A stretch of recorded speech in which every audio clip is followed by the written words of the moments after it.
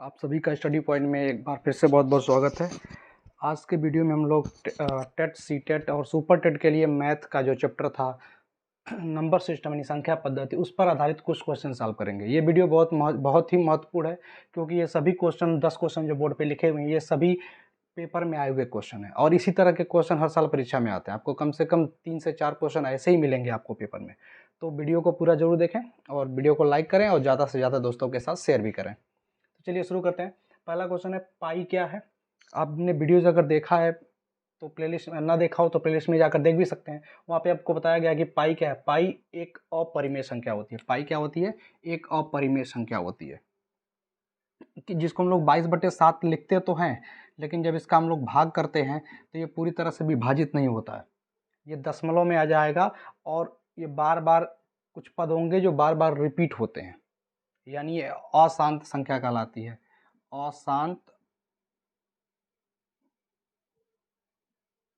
अशांत दशमलव की संख्या है।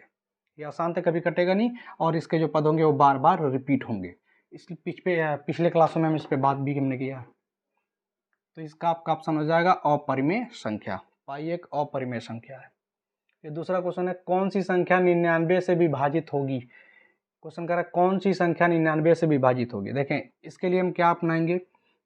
इसके लिए जो कॉन्सेप्ट है वो ये है कि अगर कोई संख्या किसी दी गई संख्या से विभाजित है, जैसे मान लिया अगर 99 की बात कर रहा है, अगर कोई संख्या 99 से विभाजित है तो वह 99 के सभी गुणनखंडों द्वारा विभाजित होगी। अगर हम 99 के गुणनखंड कर दें तो सभी के द्वारा विभाजित होगा। जैसे अगर 99 को हम लिख दें 11 × 9, तो जो संख्या 99 से पूर्णतः विभाजित होगी वह 9 से भी होगी और 11 से भी होगी। यानी कोई संख्या अगर 11 से भी पूर्णतः विभाजित हो रही है और 9 से भी पूर्णतः विभाजित हो रही हो तो वह 99 से भी पूर्णतः विभाजित होगी। इसी कॉन्सेप्ट का हम लोग उपयोग करके चेक कर लेंगे कि इसमें कौन सी संख्या चारों में से है जो 9 और 11 दोनों से विभाजित है, वही 99 से विभाजित होगी। तो 9 से विभाजन का नियम क्या है? संख्या के अंकों का योग 9 से विभाजित हो तो पूरी संख्या 9 से विभाजित होती है। संख्या के अंकों का योग 9 से विभाजित होना चाहिए। तो आप चारों में चेक करिए किसमें संख्या के अंकों का योग 9 से विभाजित है। यहाँ जोड़ें अगर तो 5 4 9 3 12 4 16 2 18, ये 9 से विभाजित होगा। इसको देख लेते हैं 5 3 8 2 10 7 17 4 21 और 6 27, ये भी 9 से विभाजित हो जाएगा। 9 1 10 3 13 4 17 6 23 2 25, ये 9 से विभाजित नहीं होगा, तो ये तो पहले ही कैंसिल हो गया। और इसको देख लें तो 3 1 4 5 4 9 7 16 2 18 और 9 27, ये भी 9 से विभाजित है। तो ये तीनों 9 से विभाजित है। अब हमें चेक करना होगा कि 11 से कौन विभाजित है इन तीनों में। तो 11 से विभाजन का नियम क्या है? हम सम स्थान वाले अंकों का योग कर लेते हैं माइनस विषम स्थान वाले अंकों का योग कर लेते हैं। अगर यह अंतर या तो 0 आए या 11 से विभाज्य संख्या आए तो पूरी संख्या 11 से विभाज्य होगी। ये नियम बताया गया है आपको, विभाज्यता के नियम वाला टॉपिक आप जाके देख सकते हैं प्लेलिस्ट में। तो चलिए चेक करते हैं। इसमें अगर हम सम स्थान वालों को जोड़ें, सम स्थान मतलब दूसरा चौथा छठवां आठवां इसे जोड़ना है। देखिए दूसरा वाला 4 4 8 और ये 1 9, किसको जोड़ दिया? सम वालों को जोड़ा तो 9 आया। विषम वालों को जोड़े तो 5 3 8 और 1 9, 9 में से 9 घटेगा 0। तो 0 या 11 से विभाज्य संख्या आ जाए तो पूरी संख्या 11 से विभाजित होगी। यानी ये पहली ही संख्या 9 से विभाजित है और 11 से भी विभाजित है, इसका मतलब 99 से विभाजित हो जाएगा। जब पहला उत्तर मिल गया तो हमें बाकी ऑप्शन चेक करने की जरूरत भी नहीं है, और चेक करिए तो ये तीनों 11 से विभाजित नहीं होंगी। क्वेश्चन नंबर 3 है 50 से छोटे धन पूर्णांकों में अभाज्यों की संख्या है। 50 से छोटे धन पूर्णांकों में अभाज्यों की संख्या है। धन पूर्णांक कौन होते हैं? जो 0 से शुरू होंगे, 0 1 2 3, ये सभी क्या है? इसको गिन लिखते चले जाएं, ये सभी क्या है? धन पूर्णांक है। इसमें कह रहा है कि 50 से छोटे धन पूर्णांकों में अभाज्य संख्या बताना है। अभाज्य संख्या आपको बताया गया है। अभाज्य संख्या क्या होता है? जो खुद से विभाजित हो और 1 से विभाजित हो, इसके अलावा और किसी संख्या से विभाजित ना हो, ये अभाज्य संख्याएं कहलाती हैं। तो अभाज्य संख्याओं को अगर हम लिखें पहले, कितनी चाहिए हमें? 50 से छोटे, 50 से छोटी जितनी अभाज्य संख्याएं सबको लिखें। तो देखें 2 होता है, 2 से शुरुआत होता है। 1 को अभाज्य संख्या नहीं माना जाता, इसको छोड़ देंगे। 2, उसके बाद 3, फिर 5, फिर 7, फिर 11, 13, 17, फिर 19, 23, 29, 31, 37, 41,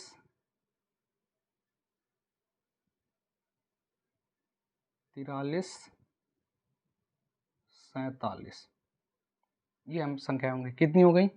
3, 3 6, 3 9, 3 12 और 3 15, ये 15 अभाज्य संख्या है। आसान करना हो आपको, मतलब आसान क्या, जल्दी करना हो तो आप इसको याद कर डालिए कि 50 से छोटी जो धन पूर्णांक होते हैं उनमें अभाज्यों की संख्या कितनी होती है? 15 होती है। आप याद रखेंगे तो जैसे ही क्वेश्चन आएगा आप टिक कर देंगे। 50 से छोटी अगर अभाज्य संख्याओं को पूछा जाए तो कुल कितने होते हैं? 15 होते हैं। कौन कौन से हैं ये हमने लिखा हुआ है। अभाज्य का मतलब जो सिर्फ अपने आप से विभाजित हो और एक से विभाजित हो, इसके अलावा और किसी संख्या से विभाजित ना हो। चलिए अगला क्वेश्चन है आपका क्वेश्चन नंबर 4। 16,075 को किसी संख्या से भाग देने पर भागफल 167 तथा शेषफल 43 प्राप्त होता है तो भाजक होगा। 4 ऑप्शन आपका दिया हुआ है। देखें, जब हम किसी संख्या में भाग देते हैं तो एक संख्या में हम लोग भाग देते हैं किसी संख्या से, तो जिससे भाग देते हैं उसको हम कहते हैं भाजक, और जिसमें भाग देते हैं उसको कहते हैं भाज्य। भाग देने के बाद जो परिणाम आता है वह कहलाता है भागफल, और नीचे जो बच जाता है वो कहलाता है शेषफल। अगर पूर्णतः विभाजित ना हो तो नीचे कुछ ना कुछ बचेगा जो शेषफल कहलाता है, और पूर्णतः विभाजित होगा तो शेषफल 0 हो जाएगा। तो इन चारों में एक संबंध होता है। संबंध क्या होता है कि अगर हम भाजक में भागफल का गुणा कर दें, भाजक में भागफल का गुणा कर दें और उसमें शेषफल को जोड़ दें तो ये बराबर आ जाएगा भाज्य के, यानी भाज्य बराबर भाजक गुणे भागफल प्लस शेषफल। इस सूत्र पे आधारित ये क्वेश्चन है। तो आपको कह रहा है कि 16,075 को किसी संख्या से भाग देने पर, 16,075 में भाग दिया गया तो हमारा भाज्य हो जाएगा। 16,075 ये हमारा क्या हो गया? भाज्य। किसी संख्या से भाग देने पर तो भाजक होगा, भाजक पूछ रहा है तो भाज्य बराबर भाजक, चलिए हमें निकालना है, तो भाजक गुणे भागफल कितना आता है? तो क्वेश्चन में कह रहा है 167 भागफल आता है, और प्लस शेषफल होता है। शेषफल कितना आया? 43, तो 43 जोड़ दें। यहाँ से भाजक को पक्षांतर करके निकालना है। इसके लिए पहले इस प्लस को इधर ला के घटा देंगे, क्योंकि यहाँ प्लस जुड़ा हुआ तो इधर आके घट जाएगा। तो 16,075 में से 43 घट जाएगा तो क्या बचेगा? 16,032 क्या जाएगा? 16,032 घटा लीजिए, 16,032 आ जाएगा। इसके बाद हमारा क्या है? भाजक गुणे 167। अब इस भाजक को निकालना तो 167 को इधर लाएंगे, यहाँ 167 से गुणा इधर आके भाग हो जाएगा, तो 16,032 में भाग करना होगा 167 से। इसको भाग दे दीजिए, जो उत्तर आना होगा आ जाएगा।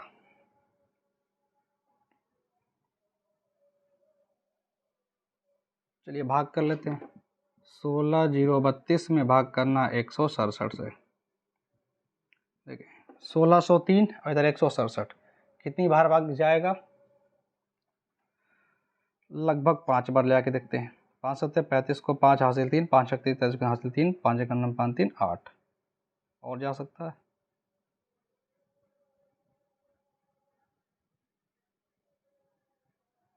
चलिए 9 बार ले जाके देखते हैं।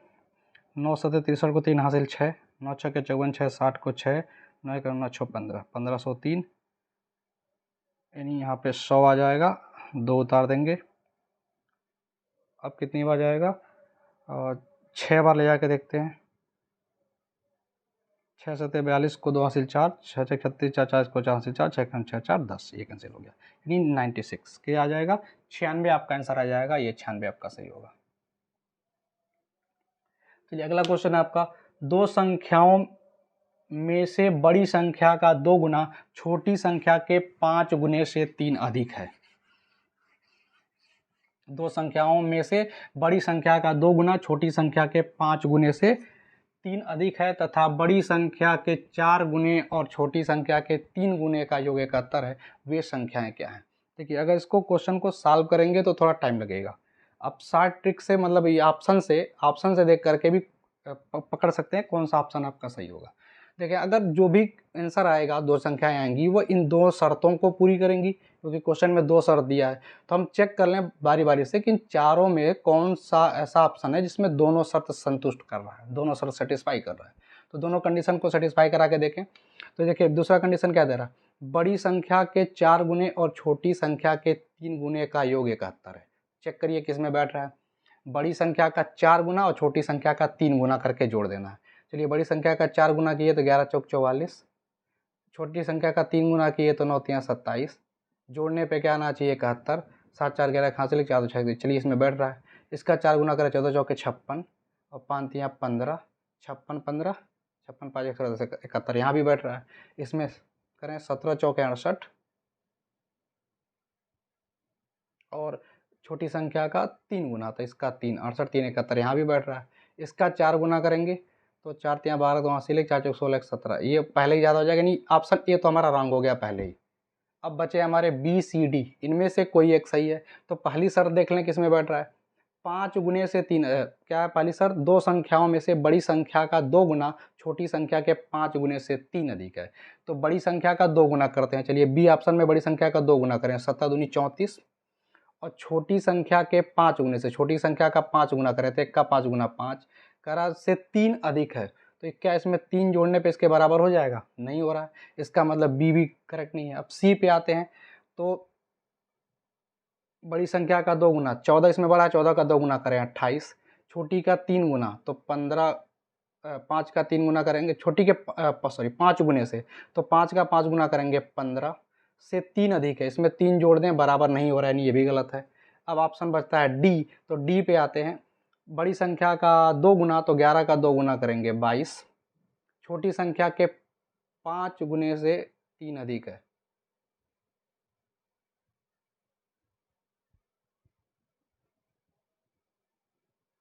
बड़ी संख्या का 2 गुना छोटी संख्या के 5 गुने से 3 अधिक, सॉरी सी वाला सही है। सी को क्या देखें, बड़ी संख्या का 2 गुना 14 दूनी 28, छोटी संख्या के 5 गुने से, छोटी संख्या 5 है, 5 का 5 गुना करेंगे तो 25 और इसमें 3 जोड़ देंगे तो 28, ये दोनों बराबर आ जाएगा। इसका मतलब ये ऑप्शन सी सही हो जाएगा। ठीक है, तो जल्दबाजी नहीं, आराम से चेक करें, question number option number C आपका सही हो जाएगा। दोनों कंडीशन इसमें बैठ रहा है, इसलिए हमारा ये सही हो जाएगा। चलिए अगला कह रहा है 12 10 12 को 12 से भाग देने पर शेषफल क्या होगा। इसको 12 से भाग देना, शेषफल क्या होगा, तो 12 से भाग दे दीजिए, शेषफल आपको पता चल जाएगा। 12 10 12, अगर इसमें 12 से भाग कर दें तो 12 का नम 12, फिर 1 उतारेंगे, 0 ले जाएंगे, एक 0 रहेगा, फिर 0 बढ़ा के 1 उतार लेंगे तो हो जाएगा 101, तो 12 9 108 बच जाएगा, ज़्यादा हो गया, 12 8 96 बच जाएगा, यहाँ से 5 और 2 उतार देंगे 52, 12 चौक 48 बच जाएगा 4, तो हमारा 4 शेषफल आ जाएगा। तो ऑप्शन नंबर सी सही है। चलिए क्वेश्चन नंबर 7, 378 गुणे 236 गुणे 459 गुणे 312 के गुणनफल के इकाई का अंक होगा। इसमें गुणनफल के इकाई का अंक पूछ रहा है। देखिए जब हम गुणा करते हैं तो इकाई का इकाई में गुणा करके इकाई के जगह पे ही लिखते हैं। तो क्या करें, जितने भी इकाई वाले हैं सबका गुणा करके इकाई का अंक देख लें। जैसे इसका 8 और 6, 8 6 48, 48 का इकाई का अंक हो जाएगा 8, उसमें इसके एक अगला इकाई का अंक है 9, तो 8 9 72, 72 में इकाई का अंक हो जाएगा 2, फिर अगला है 2, तो 2 गुणे 2 यानी 4, इकाई का अंक क्या आ रहा है 4। इकाई के अंकों का गुणा करते चले जाएं, लास्ट में जो आए वही अपना आंसर हो जाएगा, तो इकाई का अंक आ जाएगा 4। कैसे किया, 8 6 48, 48 का इकाई का अंक लिया 8, 8 9 72, 72 का लिया 2 और 2 दूनी 4, तो ऑप्शन आ जाएगा 4। फिर क्वेश्चन नंबर 8 कर रहा है, कौन सा कथन सही है, एक अभाज्य संख्या विषम हो सकती है, सबसे छोटी अभाज्य संख्या 1 है, 2 अभाज्य संख्याओं का योग सदैव अभाज्य होती है और कोई सम अभाज्य संख्या नहीं है। इसमें सही ऑप्शन पहचानना है, तो एक एक को हम पकड़ते जाएं, गलत जो होगा वो गलत हो जाएगा। चलिए लास्ट देखते हैं, कोई सम अभाज्य संख्या नहीं। अगर आप पुराने वीडियोस देखेंगे प्लेलिस्ट में जाकर के तो आपको बताया गया है कि 2 एक ऐसी अभाज्य संख्या है जो सम भी है। 2 को हम अभाज्य भी कहते हैं और सम भी कहते हैं, क्योंकि ये 2 से विभाजित भी हो जाती है। तो यहाँ लिखा है कोई सम अभाज्य संख्या नहीं है, तो ऐसा तो है नहीं, एक सम अभाज्य संख्या है 2, इसका मतलब ये ऑप्शन गलत है। सबसे छोटी अभाज्य संख्या 1 है, 1 को हम अभाज्य संख्या नहीं मानते हैं, तो ये भी गलत है। 2 अभाज्य संख्याओं का योग सदैव अभाज्य होता है, इसको छोड़ दे अभी। इसको देखें, एक भाज्य संख्या विषम हो सकती है, कह रहा एक भाज्य संख्या विषम हो सकती है, तो सही है, एक भाज्य संख्या तो विषम हो ही सकती है। भाज्य क्या है, जो खुद से विभाजित हो एक भाज्य संख्या जो किसी न किसी से विभाजित हो जाए, तो भाज्य संख्या जो विभाजित होगी, जैसे 15 है, 20 है, 25 है, सब भाज्य संख्या है, किसी न किसी से विभाज्य होंगी, तो विषम हो सकती तो हो सकती है। 25 विषम भी है, 15 भी विषम है, 20 यहाँ पे सम है, तो भाज्य संख्या सम भी हो सकती है, विषम भी हो सकती है। तो कह रहा एक भाज्य संख्या विषम हो सकती है, इसका मतलब ये सही है।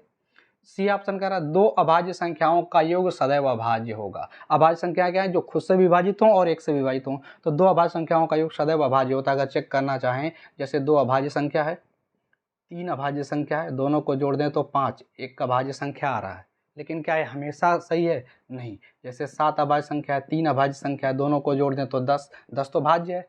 तो दो अभाज्य संख्याओं का योग सदैव भाज्य हो, जब यहाँ पे भाज्य यहाँ पे अभाज्य भी आ रहा है, तो इसका मतलब ये गलत ऑप्शन है।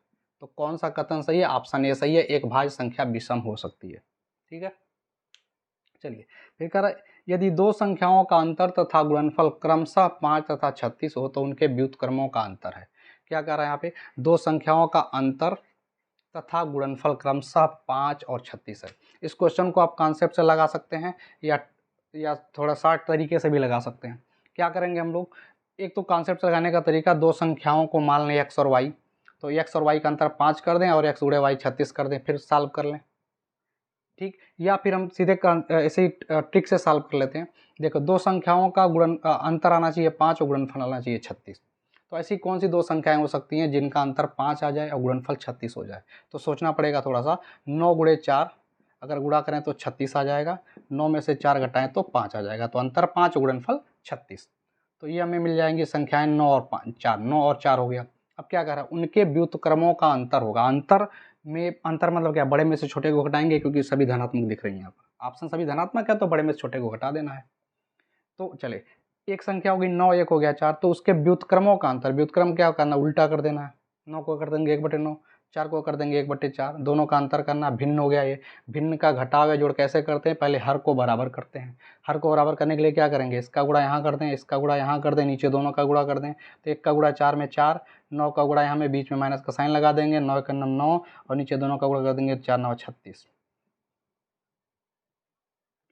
सॉरी, बड़े में से छोटे को घटाना, तो ये हमारा ये बड़ा हो जाएगा, 1/4 बड़ा है, तो 1/4 में से 1/9 को घटा दें।